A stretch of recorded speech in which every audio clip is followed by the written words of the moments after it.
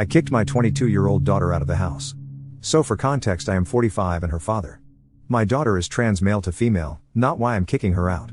I made a throwaway because I don't want this tied to my main account where I mostly just follow cars and golf. So about 2 weeks ago I made the decision that my 22-year-old daughter was leaving the house. My wife supported my decision, and it isn't one that came easily, but to be honest, I can't take her toxic behavior anymore and neither can my 17 and 14-year-old, boy and girl. For some background, at age 18 my son announced he was dropping out of school. As an adult, I couldn't stop him, so while I wasn't happy about it and thought it was a mistake, I told him, fine, then you're getting a job and contributing to the household. Which of course resulted in a meltdown about how I'm a shitty father because I refused to provide housing and food for my adult son and let him play video games and JO all day. So during the start of the pandemic I gave him some grace and didn't try to make him get a job as much, but around that time is when he transitioned. I'll be honest, I was totally blindsided by it, and while I'm not going to devalue anyone, I really don't get it.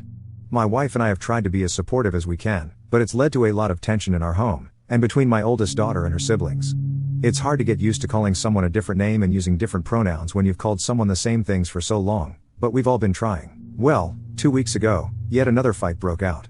My oldest daughter grabbed my youngest daughter of 14 by the throat and slammed her into the wall and started hurting her because she accidentally used her old name, and when my oldest daughter screamed at her for it, my youngest told her, she's not a woman.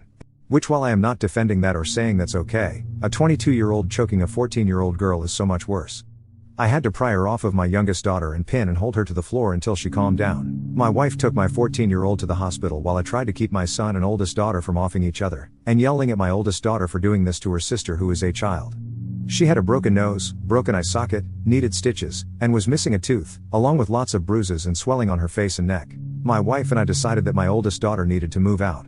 She found some friends to live with, but of course there was another huge meltdown that lasted for days, and she keeps saying it's because I'm phobic. I'm not phobic. I have tried to be supportive for her entire life, but I can't tolerate what she did to our youngest child. Update: yes, we are pressing charges. I have a home security system that recorded the whole thing.